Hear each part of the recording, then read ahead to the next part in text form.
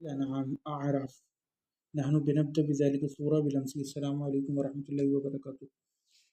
سورۃ الأعراف آیت نمبر 12 سے لے کے 22 تک ہم آج انشاءاللہ قرأت کریں گے اور کوشش کریں گے کہ اس کی تفسیر پڑھنے کی کوشش کریں. بعد اعوذ باللہ من الشیطان الرجیم. قال ما منعك ألا تسجد قال ما منعك ألا تسجد إذ أمرتك قال أنا خير منه خلقتني من نار وخلقته من طين. نعم يا ملك مرتجم من فضلك. نعم يا ملك مرتجم من فضلك. الآية دي. اعوذ باللہ من الشیطان الرجیم. اللہ تعالیٰ نے فرمایا جو تو سجدہ نہیں کرتا تو تجھے اس سے کون امر مانے ہے کہ جب میں نے تجھے حکم دے چکا کہنے لگا میں اس سے بہتر ہوں. آپ نے مجھ کو آگ سے پیدا کیا اور اس کو آپ نے خاک سے پیدا کیا. اور اس کو کس سے پیدا کیا؟ منیش. آپ نے مجھ کو آگ سے پیدا کیا اور اس کو خاک سے پیدا کیا. صح. بات قال فاهبط منها فما يكون لك أن تتكبر فيها فاخرج إنك من الصاغرين. نعم. حق تعالیٰ نے فرمایا کہ تو آسمان سے اتر، تجھ کو کوئی حق حاصل نہیں کہ تو آسمان میں رہ کر تکبر کرے، سو نکل، بے شک تو ذلیلوں میں سے. قال أنظرني إلى يوم يبعثون بصوت عال يا ملك عمار. اس نے کہا نعم. اس نے کہا مجھے قیامت کے دن تک مہلت دیجیے. قال أنظرني إلى يوم يبعثون قال إنك من المنظرين. نعم.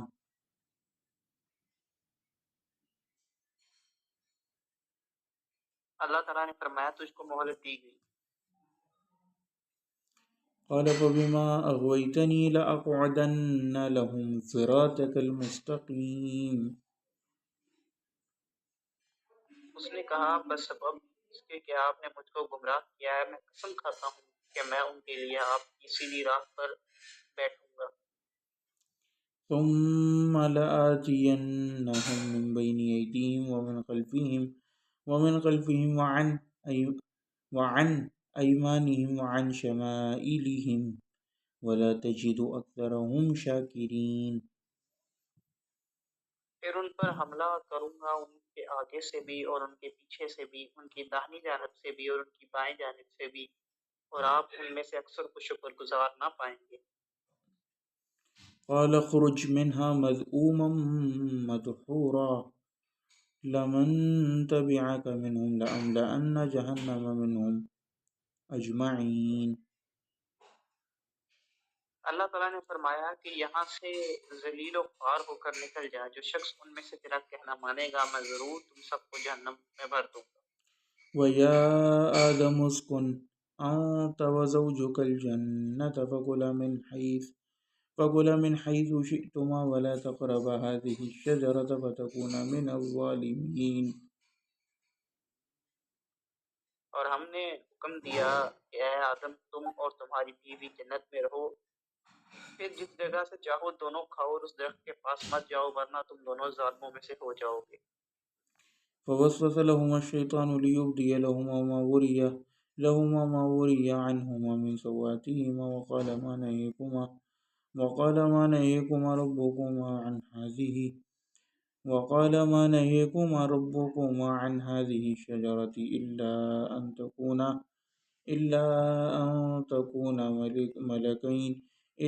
أن تكونا ملكين أو تكونا من الخالدين.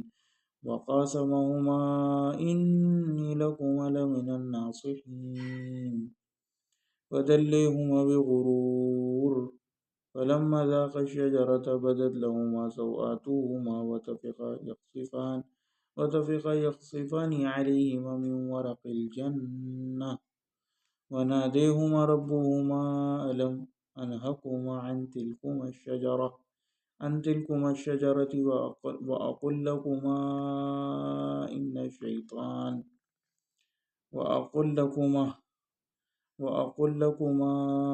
إن الشيطان لكما عدو مبين. نعم. پھر شیطان نے ان دونوں کے دلوں میں وسوسہ ڈالا تاکہ ان کی شرمگاہیں جو ایک دوسرے سے پوشیدہ تھی دونوں کے روبرو بے پردہ کر دے، اور کہنے لگا کہ تمہارے رب نے تم دونوں کو اس درخت سے اور کسی سبب سے نہیں منع فرمایا مگر محض اس وجہ سے کہ تم دونوں کہیں فرشتے ہو جاؤ یا کہیں ہمیشہ زندہ رہنے والوں میں سے ہو جاؤ۔ اور ان دونوں کے روبرو قسم کھا دی کہ یقین جانیے میں تم دونوں کو خیر کو رہا ہوں۔ پھر ان دونوں کو فریب سے نیچے لے آیا، پس ان دونوں نے جب درخت کو چکھا دونوں کی شرمگاہیں ایک دوسرے سے روبرو بے پردہ ہو گئی۔ دونوں اپنے اوپر جنت کے پتے جوڑ جوڑ کر رکھنے لگے، اور ان کے رب نے ان کو پکارا، کیا میں تم دونوں کو اس طرح سے منع نہ کر چکا تھا اور یہ نہ کہہ چکا تھا کہ شیطان تمہارا اصلی دشمن ہے؟ جزاک اللہ خیر۔ چلیں جی، پھر وہ کہتے ہیں شیخ ما منع کا اللہ تسجدہ، کل ہم نے پڑھا تھا کہ اس نے ان کو بہکایا اور اس نے جو ہے سجدہ نہیں کیا، شاید ابلیس نے۔ تو پھر اللہ تعالیٰ فرماتا ہے آیت نمبر 12 میں قال ما منعک، اللہ نے فرمایا کہ تمہیں کس چیز سے منع کیا ہے کہ تم سجدہ نہ کرو جب میں نے تمہیں حکم دیا، اذ امرتک، جب میں نے تمہیں حکم دیا۔ قال، تو شیطان نے آگے سے کیا کہا، انا خیر منہ، میں اس سے بہتر ہوں، اور آپ نے جو ہے مجھے جو ہے آگ سے بنائے، من نار، وخلقتہ من طین، اور اس کو تین یعنی مٹی سے، چکنی یا کیچڑ ٹائپ کی۔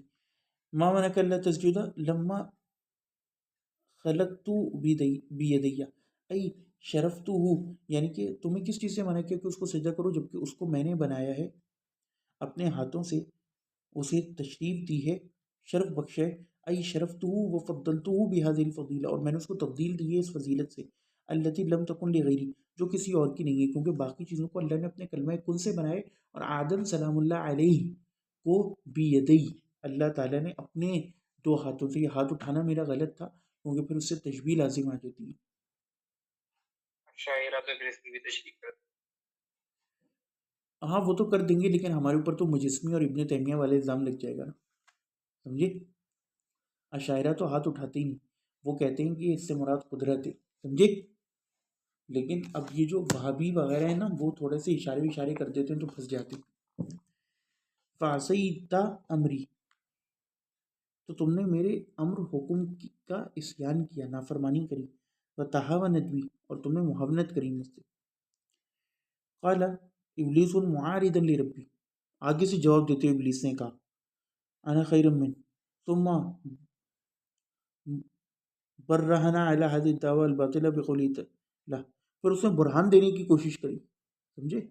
برہان دینے کی اس نے، کمینے نے کوشش کری، علی هذه الدعوى الباطلہ، اس دعوی باطلہ کے اوپر، بقوله لا، اس کے اس قول کے ذریعے کہ اس نے کہا خلقتنی من نار، کہ آپ نے مجھے آگ سے پیدا کیا، تو that means I am افضل منہ، وخلقتہ من طین، اور آپ نے اس کو یعنی آدم کو کیچڑ سے پیدا کیا، وہ موجب ھذا، اور اس کا موجب کیا ہے، ان المخلوق من نار افضل من المخلوق من طین، لعلو النار علی الطین، اور وہ یہ کہ آگ جو ہے نا، آگ کی مخلوق کو تین کی مخلوق کے اوپر فضیلت حاصل ہے، لعلو النار علی الطین، کیونکہ آگ جو ہے وہ مٹی سے اوپر، ہم نے دیکھا اوپر کی طرف جاتی ہے نا، اور مٹی ہمیشہ نیچے گرتی ہے، تو اس کو فضیلت ہے آگ کو، وصعودھا، اور یہ کہ وہ اوپر چڑھتی ہے، وهذا القياس من افسد الاقصیہ فانه باطل من عدۃ اوجہ، وہ کہتے ہیں لیکن اس کا قیاس جو ہے نا سب سے مفسد قیاسوں میں سے ایک تھا،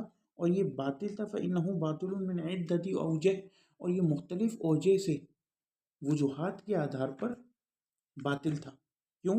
منہا، ان میں سے ایک وجہ یہ، انہو فی مقابلۃ امر اللہ لہ بسلوک، کیونکہ سب سے پہلی بات تو یہ کہ اللہ نے جب حکم دے دیا تو اس کے بعد آپ کے پاس کوئی اختیار ہی نہیں بچتا، آپ آگے سے بحث کر رہے ہو اور حجتیں کر رہے ہو۔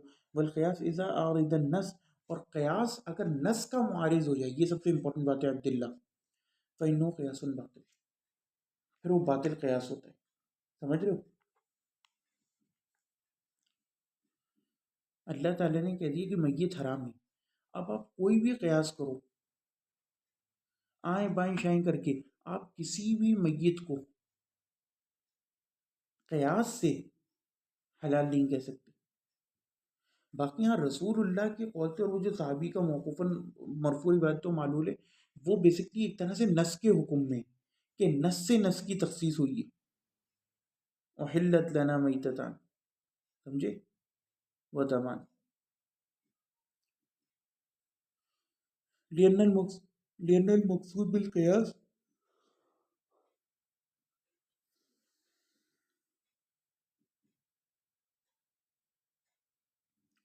کیونکہ کہتے ہیں کہ قیاس کا مقصد کیا ہے؟ ان یکون الحکم الذی لم یأتی فیہ نص. پوائنٹ سمجھو سروش حیدر، بہت امپورٹنٹ پوائنٹ ہے.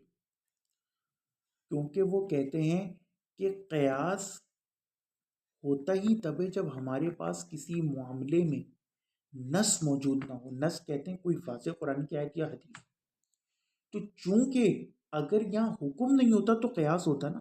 اب تو حکم آ گیا اللہ کا کہ بھئی سجدہ کرو، اس پہ کیا قیاس کرو گے؟ ہاں یہ قیاس ہو سکتا ہے کہ کیا حوا کو سجدہ کریں یا نہ کریں. تو آپ قیاس کرو گے چونکہ حوا آدم سے بنائی گئی ہے تو وہ بھی اسی حکم میں، تو حوا کو بھی کر لیا، کیونکہ حوا کے بارے میں ڈائریکٹ حکم نہیں دیا. سمجھے؟ جی لیکن آدم کے بارے میں تو نص موجود ہے اور نص کے مقابلے میں قیاس ہوتا ہی نہیں ہے. ان یکون الحکم الذی لم یأتی فیہ نص یقارب الامور المنصوص علیہ. دوسرا یہ کہ وہ مقارب ہونا چاہیے. جیسے میں نے آپ کو بتایا کہ جس پر نص وارد ہوئی ہو اس سے مقارب ہو وہ معاملہ، جیسے حوا یا باقی بنی نوع آدم، کیونکہ وہ آدم کی اولاد سے. لیکن اب آپ کو کہ گھوڑے کو سجدہ کرنا، گھوڑے کی تو کوئی لاجک ہی نہیں ملتی، کوئی قیاس ہی نہیں بیٹھتا. بات سمجھ رہے ہو؟ یا ملائکہ کو کہ چونکہ آدم کو سجدہ کرنے کو بولے تو اب میں گبرائیل کو بھی کر لوں، گبرائیل یا میخائیل. لا یجوز. جس کو بولے اس کو ہی کرنا ہے. ہاں جس کو بولے اس کو کرنا ہے. اور زیادہ زیادہ قیاس اگر ہوگا تو اس کی جیسی سملر چیز پر ہوگا، جیسے حوا یا باقی بنی نوع آدم. لیکن جس چیز پہ نس آ گئی ہے اس میں تو قیاس داخل ہی نہیں ہوتا. فرق سمجھو، یہاں ہم دو باتیں کر رہے ہیں. کہاں قیاس داخل نہیں ہوگا؟ ایک تو جس معاملے میں واضح نس آ جائے اس میں قیاس داخل نہیں ہوگا. ایک وہ معاملہ جس میں نس نہ آئے اور وہ بالکل منصوص سے مختلف ہو.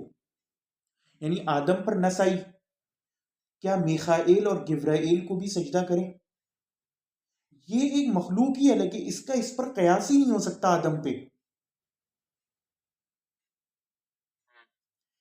لیکن ایک چیز جو آدم سے سیملر ہو جیسے حوا یا باقی آدم کی اولاد، ادھر قیاس جائز ہے کیونکہ ان کے بارے میں بھی ڈائریکٹ حکم نہیں آیا، لیکن چونکہ ان کی کچھ سملیرٹیز ہیں آدم سے تو قیاس کیا جا سکتا ہے ان کو. اب وہ ایک الگ بات ہے کہ اب تو ہماری شریعت میں ویسے ہی حرام تو وہ یکون تابعا لہ، اور یہ کہ وہ جو مقارب امور ہوں وہ اس کے تابع ہوں، جیسے حوا اور وہ میں نے آپ کو اگزامپل دی. فَأَمَّا قیاس يُعَارِضُهَا وَيُلْزِمْ مِنْ اعتباری الغاء النصوص. وہ کہتے ہیں یہاں تو الٹا یہ ہوا کہ نہ صرف یہ کہ قیاس نص کا معارض تھا بلکہ اس سے کیا لازم آتا تھا، وہ یلزم من اعتباری الغاء النصوص، کہ اگر ہم اس قیاس کو فالو کریں تو جو نص وارد ہوئی ہے کہ آدم کو سجدہ کرو اس کے خلاف حکم ثابت ہو جائے گا. بات سمجھے؟ اگر ہم شیطان کے قیاس کو مانیں تو اس کا قیاس کا تو یہی مقصد تھا نا کہ آدم کو سجدہ نہیں کرنا چاہیے، تو آپ نے تو ڈائریکٹ نص کی نفی کر دی. یہ بہت امپورٹنٹ پوائنٹ ہیں جو اس وقت چل رہے ہیں فقہ کے اعتبار سے. فحاظ القیاس من اشنع الاقیس اقیسہ. وہ کہتے ہیں لہٰذا یہ قیاس جو ہے یہ شنیع اور قبیح ترین قیاسوں میں سے ایک ہے. ومنہا، اور وہ کہتے ہیں ایک اور وجہ کیا ہے، انا قولہ انا خیر من، کہ اس کا یہ قول کہ میں اس سے بہتر ہوں، بمجردہا کافیۃ لنقص ابلیس الخبیث. وہ کہتے ہیں کہ صرف اس کا یہ جملہ، قیاس تو اس نے بعد میں کیا نا کہ خلقتنی من نار، اس سے پہلی جو اس نے جملہ بولا نا، اسی لیے میں کہتا ہوں کہ پہلے جملے سے پتہ چل جانا چاہیے کہ بندہ کس اسٹیشن سے بول رہا ہے. بات سمجھ رہے ہو؟ یہ بہت آگے کی بات ہے کہ آپ اس کی بات سنو. پہلے ہمیں کچھ بیسک ایشوز ریزالو کرنے ہوتے. ایک بندے کا تقلید کا، عربی کا، تزکیہ نفس کا، اس کے یہ کانسیپٹس کلیئر نہیں ہوئے. وہ آ رہا ہے ایک دوسرا مائنڈ سیٹ لے کے کہ یہاں پہ میں علل اور یہ سب ڈرامے بازیاں کروں گا. اب ہم تو یار ان چیزوں سے بہت بلند اوپر اٹھ چکے ہیں الحمدللہ تعالی. تو اس کی یہاں دال نہیں گلی. تو بالکل اسی طرح ہم نے یہ دیکھنا ہوتا ہے کہ پہلا جملہ کیا ہے. تو یہ جو اس نے جملہ بولا نا، انا خیر منہ، یہیں سے پتہ چل گیا کہ وہ ہدایت نہیں چاہ رہا. بات سمجھے؟ اس نے پہلی پھڈے والا جملہ بول دیا کہ میں اس سے بہتر ہوں. پہلی پریزیوم کر کے بیٹھ گیا. تم نے کیسے پریزیوم کیا کہ اللہ نے تمہیں کہا ہے؟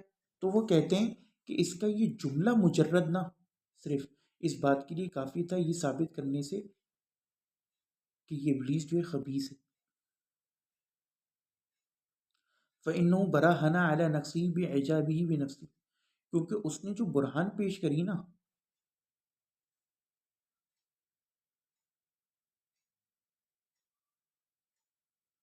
آدم علیہ السلام کے منقوص ہونے پر، ناقص ہونے پر، وہ اس نے اپنے نفس کی عجوبت ظاہر کری.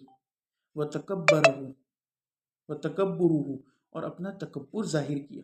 اس کے ذریعے اس نے پروف کرنے کی کوشش کری کہ میں آدم سے بہتر ہوں.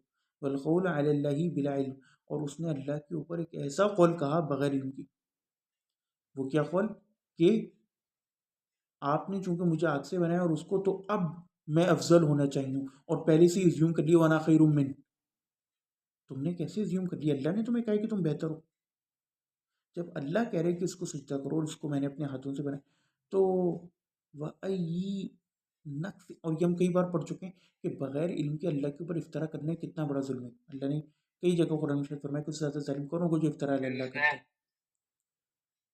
ہاں، اور اس نے آگے سے اللہ کا الزام لگایا کہ آپ نے مجھے گمراہ کیا. ہاں وہ تو اللہ اکبر کبیرہ، وہ تو بڑا، بس کیا کریں، بڑا. وَأَيِّ نَقْصٍ أَعْظَمُ مِنْ هَذَا، وہ کہتے ہیں کہ اس سے بڑا نقص کون سا ہو سکتا ہے.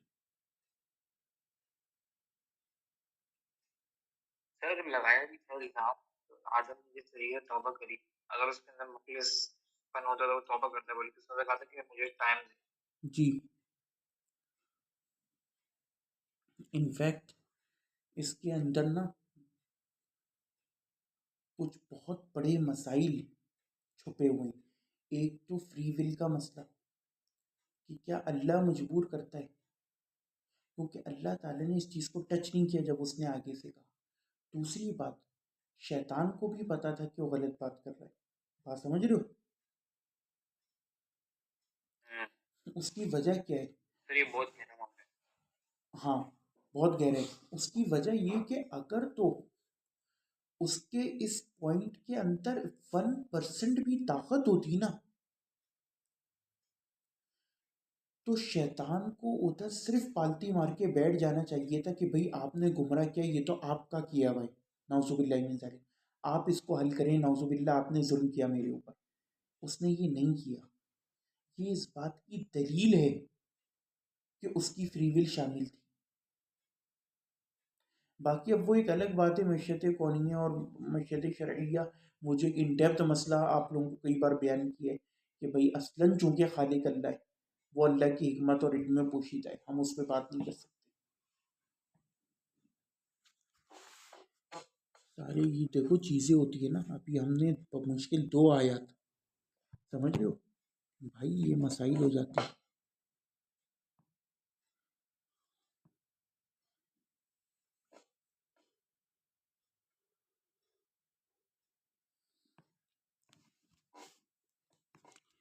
ومنہا، اور وہ کہتے ہیں اس میں سے ایک اور چیز کیا ہے، انہو کذب فی تفضیل مادۃ النار علی مادۃ الطین والتراب. وہ کہتے ہیں کہ اس نے یہ بھی جھوٹ بولا کہ آگ کے مادے کو تفضیل حاصل ہے مادہ طین اور تراب پر، مٹی کے اوپر.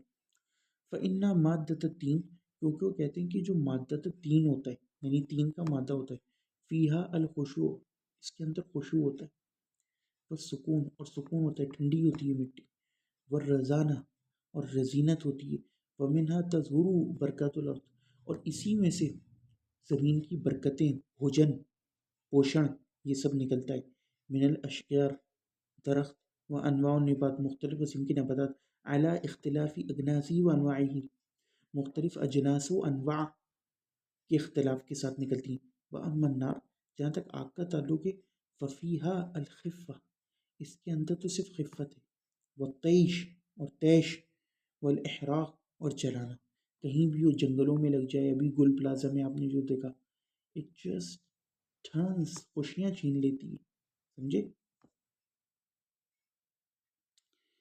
آپ دیکھو آپ نارتھ پول پر جاؤ یا ساؤتھ پول پر جاؤ قطب پر قطب شمالی قطب جنوبی پر جاؤ یا سائبیریا کے ریگستانوں میں جاؤ جہاں پہ ہر طرف برف ہوتی ہے.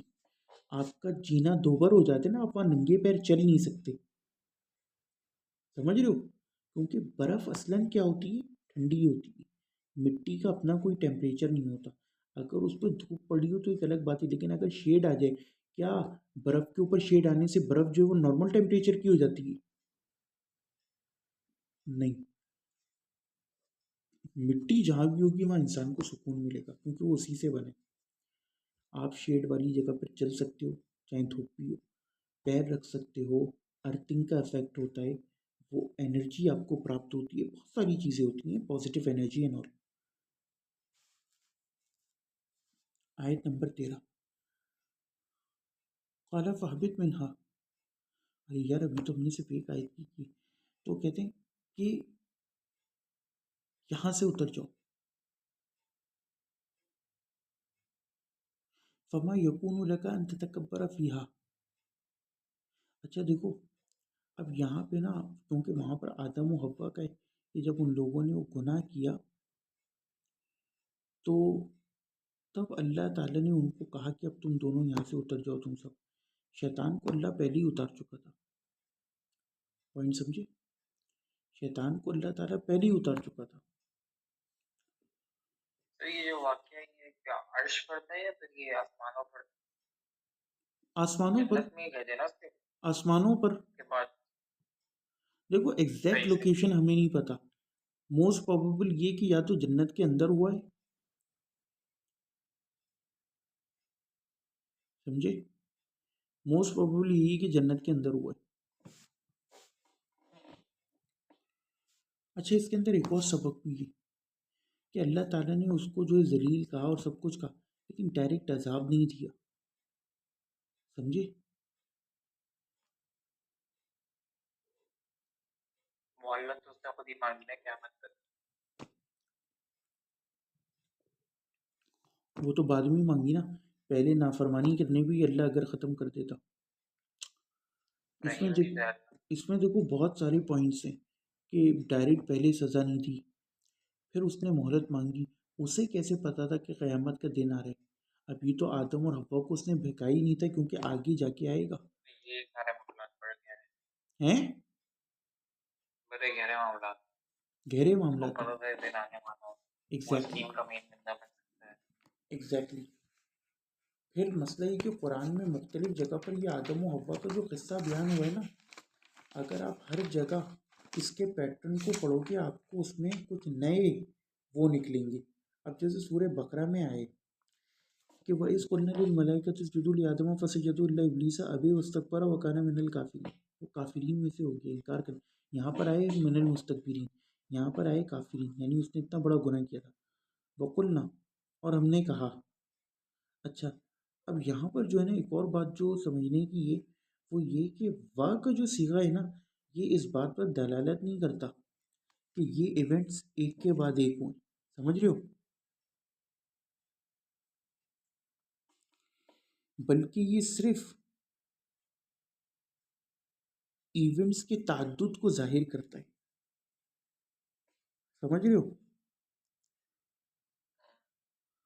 لیکن البتہ اتنا تو پکا ہے کہ اس نے جو کچھ کیا سجدے کے انکار کے بعد گمراہ کیا.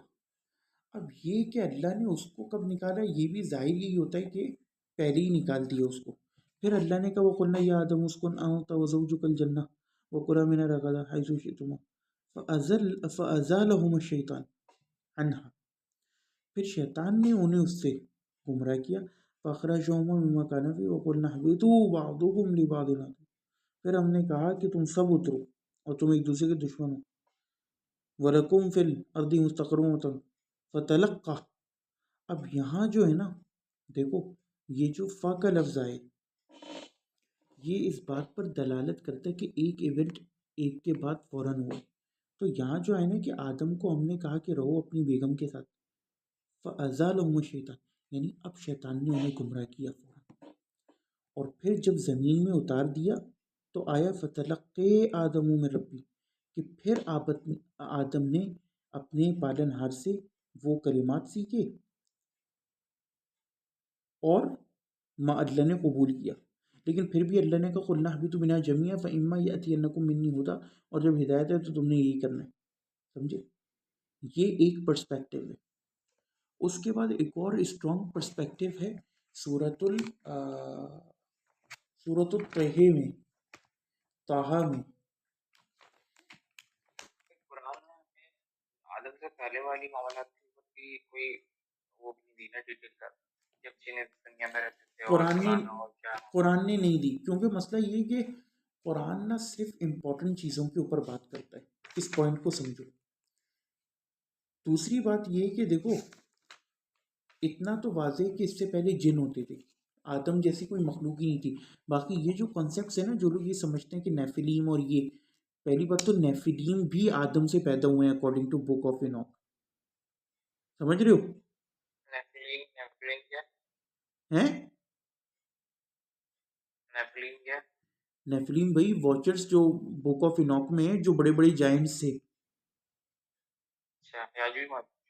ہاں یاجوج ماجوج نہیں یار نیفلیم وہ تھے نا جو فالن اینجلز کی اولاد تھے. جی وہ یہ کہتے ہیں کہ کچھ فرشتے تھے. اب یہ باطل قصے ہم تو ان پہ عقیدہ نہیں رکھتے کیونکہ فرشتے ہمارے نزدیک معصوم ہوتے ہیں اور اچھے ہوتے ہیں. وہ یہ کہتے ہیں کہ کچھ فرشتوں کے گروہ تھے. ان لوگوں نے نا نیچے آ کے انسانوں کے ساتھ یعنی انہیں مقرر کیا تھا کہ انسانوں کی حفاظت کریں. انہوں نے انسانوں کو کچھ علوم سکھانا شروع کرے اور بدلے میں وہ ان کی عورتوں کے ساتھ زنا کرتے تھے اور پھر ان سے بڑی بڑی اولادیں جن کے اندر ملائکہ کی طاقت تھی تو وہ سائز میں بہت بڑے تھے لیکن ان کے اندر شر غالب تھا اور پلس ان کے پاس وہ علوم تھے جو فرشتوں نے سکھائے تھے کتابت جادو لوہے کو ٹیم کرنا اس سے ہتھیار بنانا. تو انہوں نے ایک فساد دنیا میں برپا کر دیا. تو ان کو نا نیفلیم کہتے تھے. نیفلیم اس لیے ان کا نام پڑا کیونکہ عبرانی میں ایک فعل ہوتا ہے نفال. نفال کا مطلب ہوتا ہے نفال گرنا زمین پہ سجدے کے لیے کسی بھی چیز کے لیے. تو نیفلیم نفال کی جمع ہے یعنی کہ گرے ہوئے اسی لیے فالن اینجلز. سمجھے؟ اچھا دیکھو اب جو سورہ طہ میں بیان ہوا ہے وَإِذْ قُلْنَا لِلْمَلَائِكَةِ اسْجُدُوا لِآدَمَ فَسَجَدُوا إِلَّا إِبْلِيسَ أَبَى فَقُلْنَا يَا آدَمُ پھر ہم نے آدم سے کہا. اب دیکھو یہاں پر فا کا لفظ آئے اس کا مطلب کہ ابلیس بدتمیزی کر چکا تھا. پھر اللہ نے آدم اور حوا کو اس میں رکھا اور آدم سے کہا کہ اس سے بچ کر رہنا. فقلنا یا آدم اور اس سے پہلے ہمیں سورہ اعراف میں پتہ چل چکا ہے کہ اللہ اسے وہاں سے نکال چکا تھا. فقلنا یا آدم ان ھذا عدو لک ولزوجک کہ یہ تمہارا تمہاری زوج کا دشمن ہے. فلا یخرجنکما من الجنت فتشقى اور پھر تم شقاوت والے ہو جاؤ. ان لک الا تجوع فیها ولا تعری وانک لا تظمأ فیها ولا تضحی. فوسوس پھر شیطان نے وسوسہ کیا الیہ الشیطان قال یا آدم هل ادلک علی شجرۃ الخلد وملک لا یبلی فاکلا منها پھر ان دونوں نے کھایا. یہ ایک ٹائم لائن کے اوپر دلالت کر رہی ہے. فبدل لهما سوءتهما جی ایک بات یہ بھی ہے کہ جب اللہ نے فرمایا تھا کہ میں خلیفہ بنانے والا ہوں تو فرشتوں نے کہا کہ ایسا بنا رہے جو فساد کرے گا. مطلب فرشتوں کو پہلے پتا تھا کہ یہ بندہ بنے گا زمین کے لیے مطلب یہ ٹیمپرری ٹھکانا ہے جنت فی الحال. ان کو پہلے پتا تھا مطلب اس کا والا پتا تھا کہ وہ جائے گا زمین پر ہی خلیفہ بن کے. کیا پتا تھا انہیں انسان زمین پہ ہی جائے گا خلیفہ بن کے، مطلب جنت میں جو کیا ہے اور شیطان نے بہکایا تو وہ سبب بنا. دیکھو مسئلہ یہ نہیں ہے، اب یہی تو مسئلہ ہے کہ اللہ نے ان کو وہاں رکھا، لیکن اللہ کی اصل اسکیم یہی تھی آدم کو بنانے سے. اس کا بھی جواب ہمیں سورہ اس میں مل جاتا ہے، بقرہ میں. اللہ نے فرشتوں کے سامنے جب بنانے کا آدم کو ارادہ کیا تھا نا، ابھی بنایا نہیں تھا، تبھی اللہ نے کہہ دیا تھا کیا، انی جاعل فی الارض خلیفہ. یعنی اصلاً زمین میں بھیجنے کے لیے ہی آدم کو بنایا گیا تھا. سوال یہ پیدا ہوتا ہے کہ کیا یہ محض شیطان کی بیچ میں ایکسٹرا انٹری ہے؟ خیر ہم تو کہتے ہیں کہ یہ اللہ تعالیٰ کی مشیت میں سب کچھ داخل اور علم میں، لیکن یہاں یہ ایک جو ہے نا تھوڑا ڈیفیکلٹ پوائنٹ آتا ہے. باقی یقیناً یہ تو واضح ہے کہ کیا کہتے ہیں شیطان پوری اسکیم کا مین کریکٹر ہے. اوبیسلی. اور اب آپ کو ایک اور مزے کی بات بتاؤں، یہ جتنی بھی بک آف اناک ہے نا، یا ایون بائبل، چاہے اولڈ ٹیسٹیمنٹ یا نیو ٹیسٹیمنٹ، ان سب کے اندر نا شیطان کا وہ کانسیپٹ نہیں ہے جو ہماری ہے. ایک سانپ آیا، اس نے بہکا دیا آدم و حوا کو، اور اس کے اندر تو جو بک آف اناک ہے اس میں تو فالن اینجلس نے آ کے، تم یہ نوٹس کرو کہ ہر جگہ شیطان اپنی ذات کو بچا رہے. کبھی الزام سانپ پر، کبھی الزام فالن اینجلس پر، فرشتوں پر. یہ صرف اسلام دنیا میں واحد مذہب ہے، سمجھ رہے ہو؟ باقی ہندو مت میں تو جو کچھ کیا کہتے ہیں وہ تو چھوڑ دو، اور جینزم اور بدھزم. یہ صرف اسلام واحد مذہب ہے جو شیطان کو as a proper entity introduce کرتا ہے. وہ الزام بھی اللہ پہ لگا، وہ تو چلو جو لگا رہے وہ لگا رہے، وہ ایک الگ بات ہے. ابھی ہم یہ بات کر رہے ہیں کہ دوسرے مذاہب کے پاس نا ایول کا کوئی پراپر کانسیپٹ ہی نہیں ہے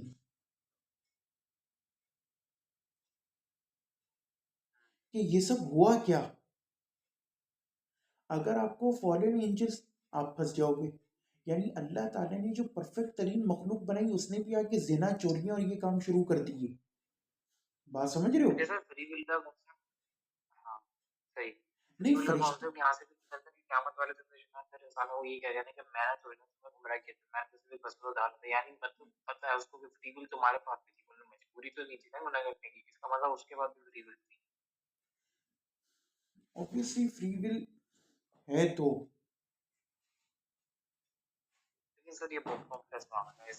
کمپلیکس ہے. دیکھو کچھ چیز، اس کا سادہ سا مسئلہ یہ ہے کہ کچھ معاملات میں ہم مجبور ہیں، کچھ معاملات میں ہمیں فری ول ہے.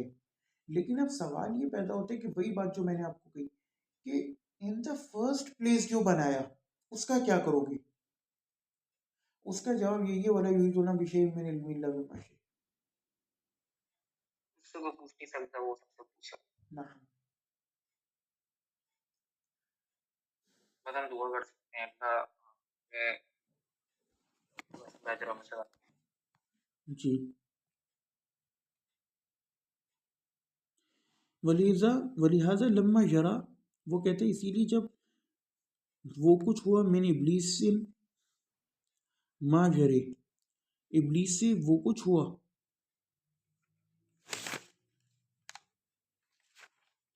میرے ابلیس سے ما جرے جو ہونا تھا، انحط من مرتبتی العالیہ الی الاسفل السافلین، تو وہ گر گیا اپنے عالی مرتبے سے سب سے نچلے درجوں میں. وقال اللہ لہ، پھر اللہ نے کہا فاہبط منہا، اتر جاؤ یہاں سے. ای من الجنہ، جنت میں سے. یہ سارا معاملہ جو ہے نا جنت میں ہو رہا ہے، کیونکہ ہا کی ضمیر جو ہے نا جنت کی طرف لوٹ رہی ہے، جنت مؤنث سے. اور ویسے بھی فخرج اور یہ سارے الفاظ جو ہیں اس کی طرف دلالت کرتے ہیں.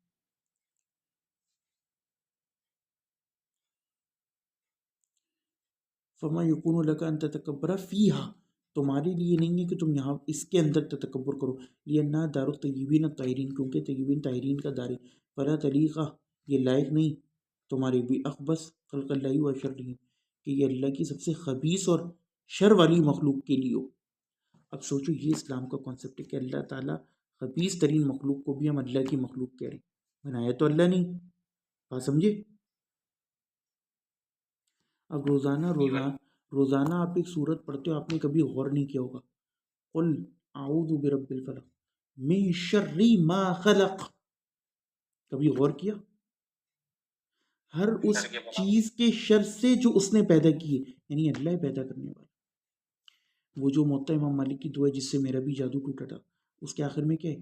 من شر ما خلق و برأ و ذرا، ہر اس چیز کے شر سے جو آپ نے بنائی، پھیلائی، پیدا کری۔ ٹوٹل کنٹرول اللہ کا ہے۔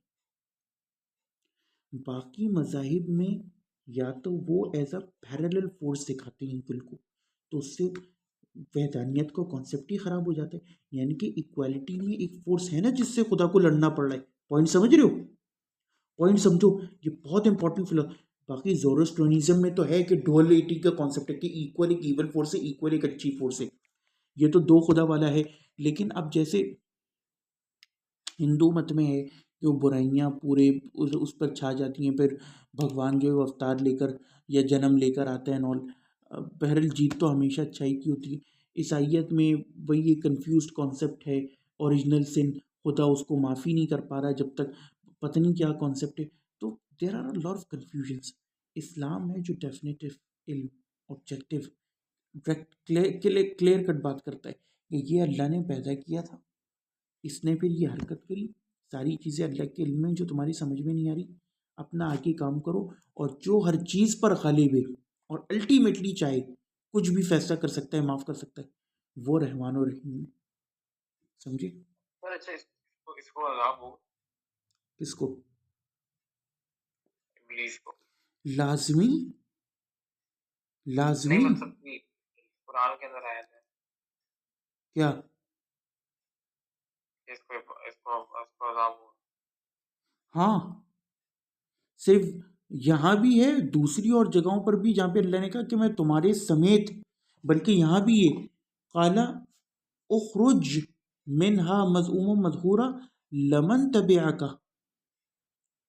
جو کوئی تمہاری اتباع کرے گا، کیونکہ اس نے کہا نا کہ مجھے وہاں تک کا ٹائم دے دو، کیونکہ اسے معلوم تک کہ اس کے بعد اسے عذاب ہوگا۔ لمن تبعک، جو کوئی تمہاری اتباع کرے گا، منہم، ان میں سے، لأملأن جہنم منکم اجمعین، تو میں جہنم کو بھر دوں گا لازمی تم سب سے۔ منکم کہا اللہ نے، منہم نہیں کہا، تو منکم میں شیطان داخل ہے، سمجھے؟ کیونکہ مین بات اس سے ہو رہی تھی، حاضر کا صیغہ، سمجھے؟ اور یہ تو ایک آیت ہے، دوسری جگہوں پر بھی آپ جب یہ قصہ پڑھو گے تو اس کے اندر یہ الفاظ آپ کو انشاءاللہ مل جائیں گے۔ ابھی مجھے ایگزیکٹلی یاد نہیں پڑ رہا، پتہ نہیں سورہ طہ میں یہ الفاظ استعمال ہوئے ہیں یا نہیں۔ وَكَانَ مِنَ الْكَافِرِينَ، بھائی کافروں کو تو ویسے بھی عذاب ہوگا نا۔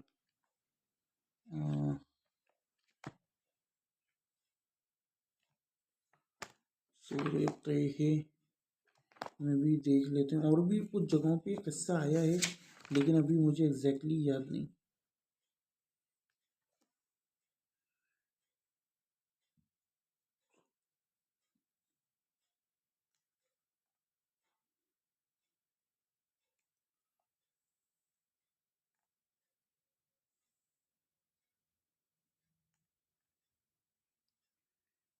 ہاں، اسی کے کانٹیکس میں کہ جو میرے ذکر کو فالو نہیں کرے گا تو اس کو پھر اللہ عام میں اٹھائے گا، تو اس کے عموم میں شیطان بھی داخل ہے۔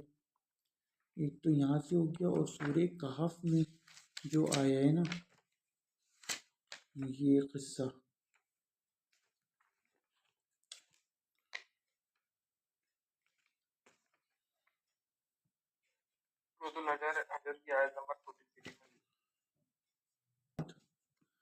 وہ کہتے ہیں کہ فخرج انک من الصاغرین، یہ نکل جاؤ بے شک تم ذلیلوں میں سے، ای مہانین الاذلین، جزان علی کبری و عجبی، اس کی جزا تھی اس کے کبر اور عجب کی، بالاہانہ و ذل، اہانت یعنی ذلیل کرنا اور اہانت کے ساتھ۔ وآخر دعوانا الحمدللہ رب العالمین۔ یہ سوال میرے دماغ میں یہ آیا تھا کہ